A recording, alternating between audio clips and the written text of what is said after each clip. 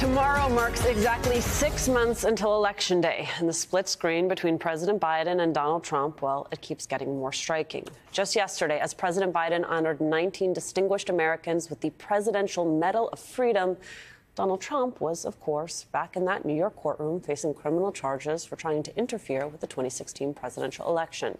The Biden campaign is now putting the split screen front and center. They are out with a new ad blitz knocking Trump's attacks on reproductive rights. Joining us now is Quinton Fulks, Principal Deputy Campaign Manager of Biden-Harris 2024. Quinton, I want to play one of those ads. It is called Tough. We'll talk about it on the other side. I'm a Marine. I served in Iraq and Afghanistan. I know what tough is. And a guy like Donald Trump that attacks women, takes away their freedom, and brags about it, proud to have done it. That's not tough.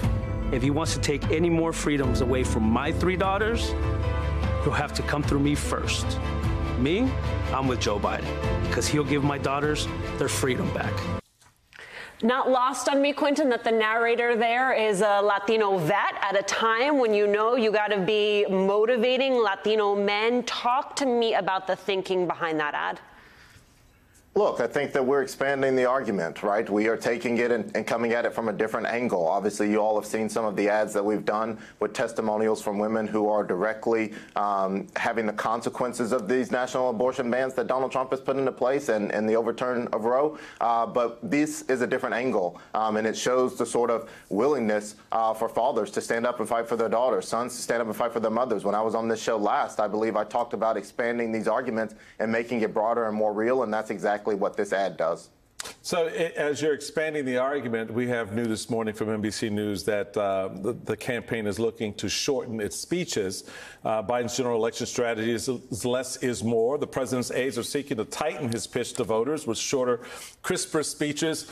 To be honest with you, Quinton, I think that's a very smart idea. I think for everyone. For everyone, for everyone. I really appreciate that approach because it is a way for the president to sort of hit with clarity, stick his points and move on and not get lost and sidetracked. Give us a little bit more of the scene setting around the thinking there and trying to reimagine the campaign going forward with what you just said and this idea now of the president tighten his grip on his speeches. Look, our campaign believes in quality over quantity. We believe that these touches, these smaller things that are getting directly to the point about what is going on in the stakes of this election are going to be easier for voters to tap into and sort of also go out and say and talk to their friends and family about what's at stake. And I think that those are some simple things that we can say. Donald Trump is directly responsible for the fact that 1 in 3 women in this country of reproductive age are living under a national abortion ban. Donald Trump wants to destroy health care and rip away Social Security and Medicare. We've got to remove the clutter. Voters are tuning in, and we've got to get directly to the point. Donald Trump wants to be a dictator on day one, and he's saying that he's proud and that most people like that. We have to just remove all of the clutter and get it directly to the message to make it easy for voters to follow, understand, go out and communicate, and that's what we're doing in our field offices around the country, and that's what we're going to continue to do with our principals as we send them out over the country. Quinton, one of the things that's happening now is that Donald Trump is leaning into the idea that the different protests that we're seeing across campuses is essentially going to be a problem child for the Biden campaign. Can you speak to that in terms of we know that the president has recently addressed the notion of peaceful protests and talked about that, but do you think that this is something that is going to gain traction, the idea that somehow this could be an Achilles heel for the Biden campaign?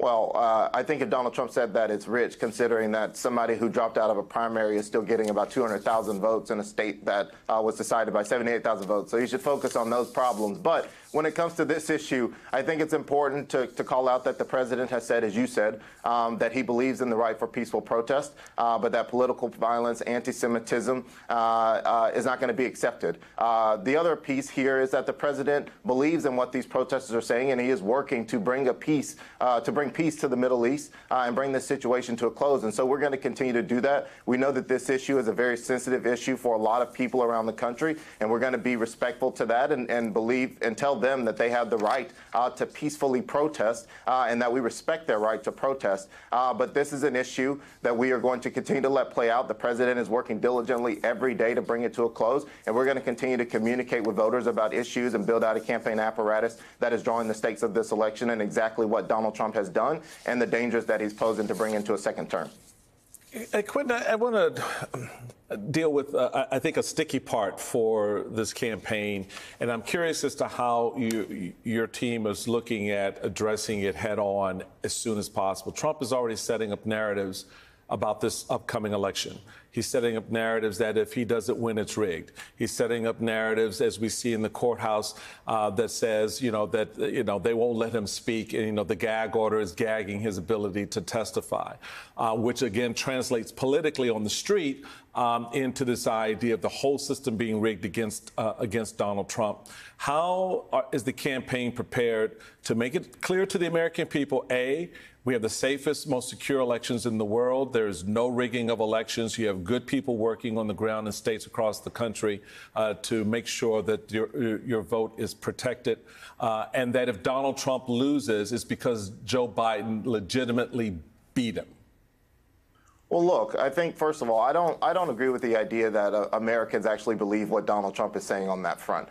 But when it comes to what we're doing from this campaign, we are building out a robust voter protection and access program to make sure that we are making sure that every voter that is registered to vote across this country and goes out to vote in November is going to be able to do that safe, securely, and free of misinformation and disinformation about their right to vote. That's number one. The second piece is that we are going to continue to take the contrast directly to Trump. I think American voters can see with their own eyes and hear with their own ears where Donald Trump is spending his time and who Donald Trump is spending his time talking about and defending, and it is not them. As opposed to us, when we are talking about the things that we are fighting for and what we believe in. And so we have to get to that point first. Right now, our campaign is in a posture of making sure that we are able to communicate the message and the contrast. November is a long way out, and we've got a lot of work to do. We're keeping our head down doing that, and we'll deal with Election Day. But make no mistake about it, this campaign will be in a position to defend voters across this country on Election Day and after, if that's what it takes.